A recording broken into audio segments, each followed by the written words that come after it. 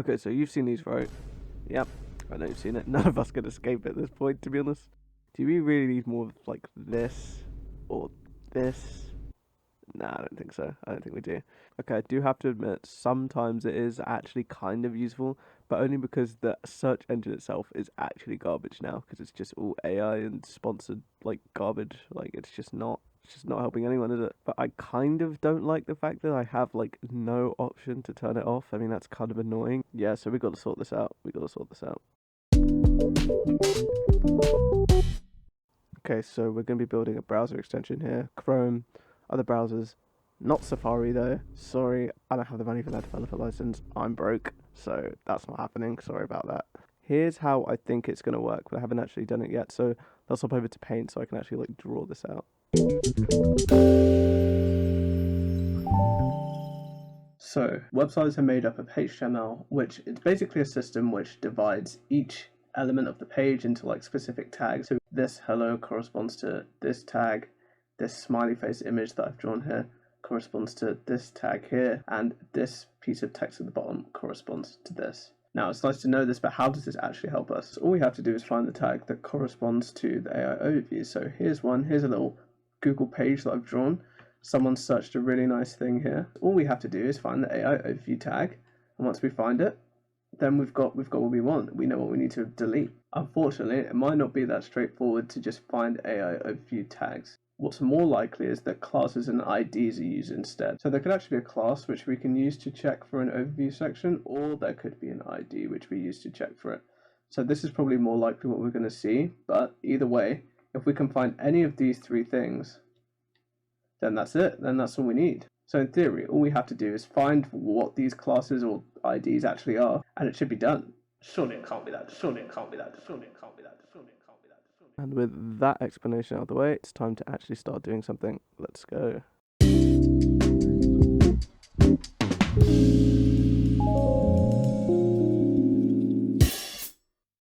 Okay, so the first thing I had to decide was what tech I was actually going to use to build this. Realistically, I probably could have just used HTML and CSS and JavaScript just straight out the box, but whenever I have the option to, I will probably choose a framework. Okay, so initially I was going to use Plasmo, but then I was just like, nah, this is just too much stuff. I don't need all this stuff. Okay, I don't look at all this.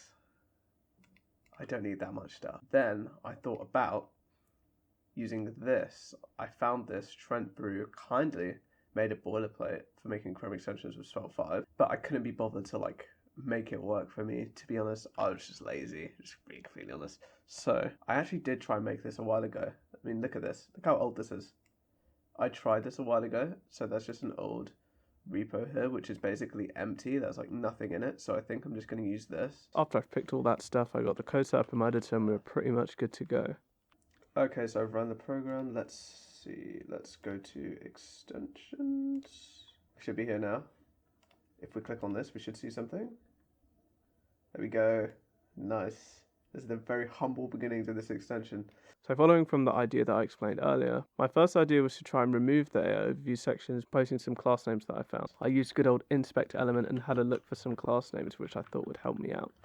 Okay, so I just found something out. This class name that I was checking for, I've just gone to a different page, I've reloaded the page, and now it's changed.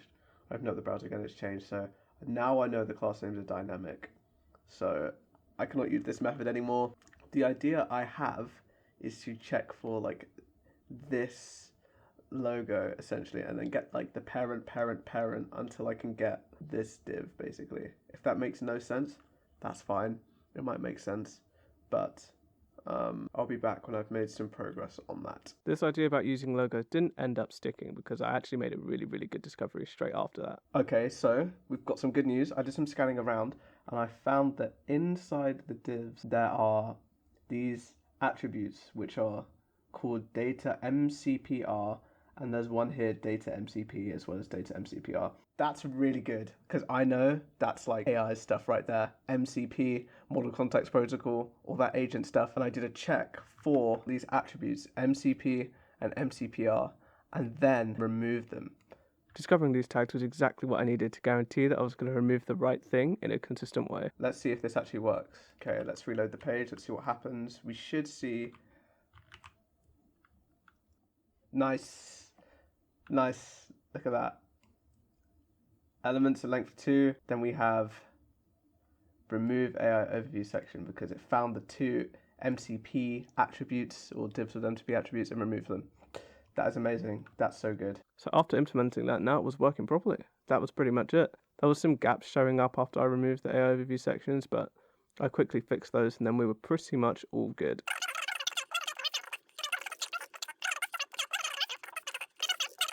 A few days passed. I didn't work on the project for a little bit, but I decided to start working on the UI since the main extension was actually done now. So here's the initial design I had. Yeah, I did it in Paint. And yes, this was actually drawn on a mouse. I know it's impressive. After some decent work, I had something actually reasonable to show for it now. Okay, so we're back. Here's the progress we've got so far. But this is it. It's changed a lot. So my plan is to have a little indicator saying whether you've got it switched on or off. And I'm going to have a slider here, like a toggle slider. And for that, I'm going to use this component which I found, which I have used before. It's a great little library which we can use as a nice toggle switch. Okay, so super quick side note, this is me from the future here.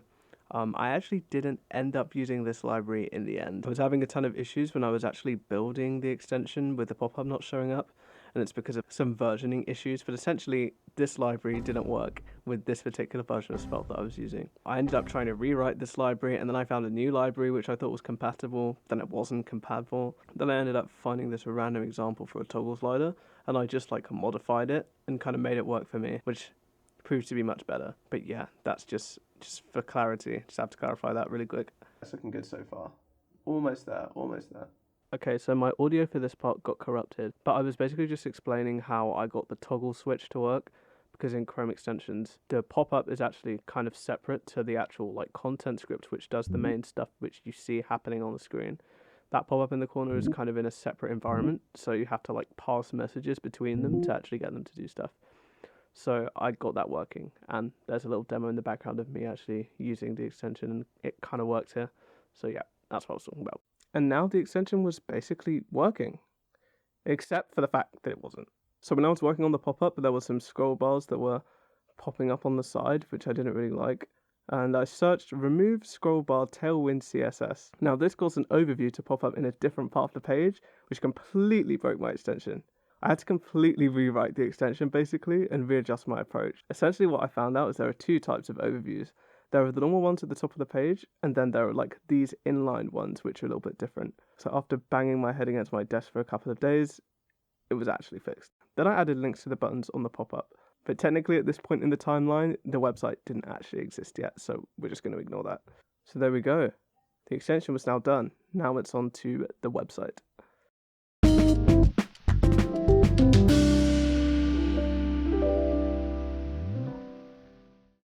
Okay, so to build the site, my technology of choice was Astro. The site's mostly static, so I don't really need anything crazy like Next.js or whatever.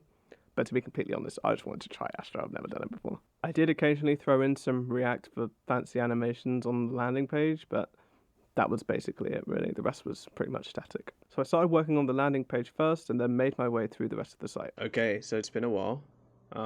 Here's where we're at with the site so far. The main page is done, apart from the nav bar, ignore that. But we reload, we've got some fancy animations going on, which is cool. Look at that. That's pretty cool, I'd say.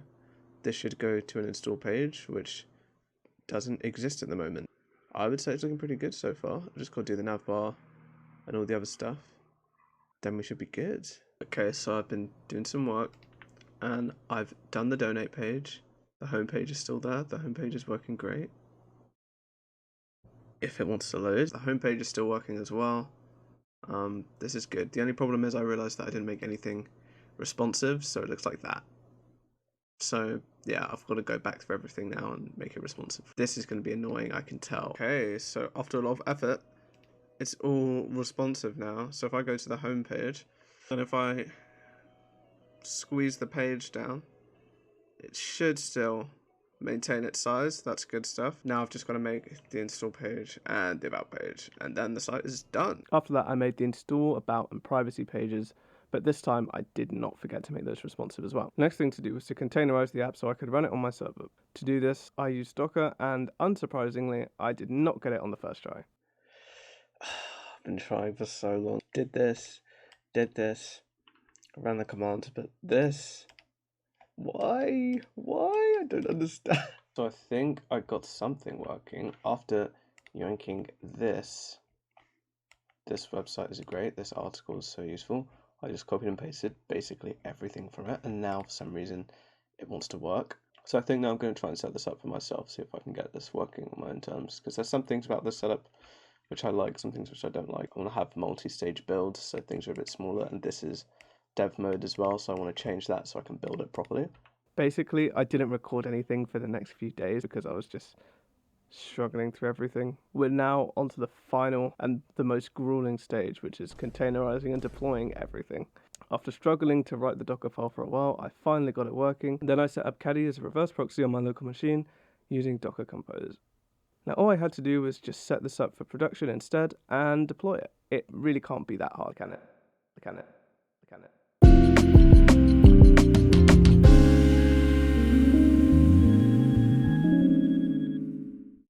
Okay, so now we're on the home stretch. This was the most tedious part of the process, and the issues are actually countless. So I'm just going to list them all here, basically. So I set up a little pipeline so that whenever I push a change to the repo, some tasks are carried out for me. I also wrote a little shell script to update and rebuild all the containers on the server whenever I deployed a change. Now, for some reason, this was the point I realized that I didn't have any SEO metadata stuff on my site, so I added that stuff quickly. So now I began transferring all my code onto my server. And this is where the real struggle begins. What you have to understand is I'm deploying this onto a VPS with some other projects already running on it, and they're running in Docker containers as well.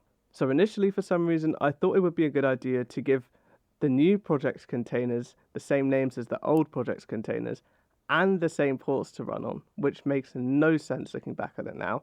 Don't know why I chose to do that. So the first thing I had to do was update the container names so that they didn't conflict. Then I realized my Caddy file wasn't pointing to the internal ports of the containers properly, so I had to fix that stuff too. Then I realized that I can't run two instances of Caddy at the same time as a reverse proxy on the same ports. Like, it just doesn't work. Obviously, this doesn't make sense. And will you just say, oh, you could just use it on different ports? In this case, I can't do that because I specifically need ports 80 and 443 for HTTP and HTTPS traffic to go through. So essentially, to get around this, I just shoved my new config into my other Caddy file that already exists, and it was very, very messy. But I'll fix it at some point. But you do know what they say, there's nothing more permanent than a temporary solution. Then I had to make a global network for my containers for all the projects running on that VPS, because there were no way for some of the containers to be reached. Clearly, I didn't know much about Docker before going into this, did I? Now, at this point, I realized that my website was being built entirely statically, so this cool fancy animation, this wasn't going to play if I was building my project like this, so I had to fix that. Now I sorted out all the domains, put everything onto my VPS, but I was still getting hit with this. Man, that sends shivers down my spine thinking about it. So basically, I figured that my Docker build wasn't working, so I just started spamming it with changes. I mean, look at that. Look at this commit history. I was struggling. The reason was because it wasn't able to find one particular dependency called server destroy. I tried so many things. I tried to rebuild the Docker file so many times. I tried to copy the dependency in manually. I tried so much. All because of this one dependency, this whole website wasn't running. I was so confused. To make matters much worse, you have to understand that my computer is pretty garbage. And it was taking about 15 to 20 minutes to build and change these Docker files each time. And this is annoying considering most of the time I was just changing one singular line and I had to wait 15 minutes for an update. Now, to combat this, I came up with a pretty cool solution, I'd say. I made a separate repo and I called it test containers, where I'd build and test these Docker files inside GitHub Actions. So I wrote some custom actions which pull the image, create a container inside the action, and then run some tests so that I don't have to do it on my own machine. After doing this, I found out that when it was on my machine, it wasn't working. But when I was running it on GitHub Actions, it was working. I was actually so lost at this point. Finally, after a lot of struggle, this happened. This could be the moment. It's the moment of truth. Let's see. See if it wants to work. Come on. No. Oh no. It's still not working. He's still. Thought that would be it. I thought that was it. No. Sorry to leave you hanging like that, but had to do it for the suspense and all. Eventually I found the culprit. And it was this. These volumes that I set up locally just for testing. Yep. These were still in the production build, and it was trying to find the site files and dependencies from these volumes, but they obviously weren't there because they were on my machine and they weren't on the VPS. So after I realized this, this happened. Okay, we might have got it. We might have got it. Looks like it's running. Oh, yes! Yes! Oh my god, I've been trying this for so long. All because of the volumes. Oh my gosh. That's it. It's done. It's done. Well, hope you enjoyed. Go download it if you want. If you don't want, that's also fine. I'm going to bed. Alright, so that's it. It's all done. There's the final working extension. The site is now finished. Should be available on all platforms and everything. Well, most of them.